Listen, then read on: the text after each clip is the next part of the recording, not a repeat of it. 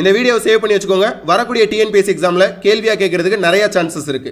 14 March 2024 Dinamani செய்தித்தாளில் வந்த ஒரு முக்கியமான செய்தி. உத்தரகண்ட் பொது சிவில் சட்ட மசோதாவுக்கு குடியரசுத் தலைவர் ஒப்புதல்.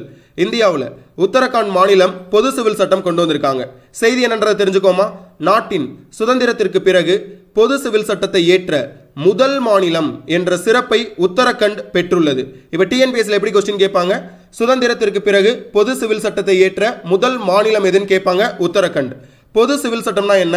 அனைத்து மதத்தினரும் திருமணம், விவாகரத்து, தத்தெடுத்தல், வாரிசுரிமை இதில் ஒரே சட்டத்தை பின்பற்றுவது. இந்திய அரசியலமைப்புல சட்டப்பிரிவு 44 பொது சிவில் சட்டத்தை பத்தி பேசுது.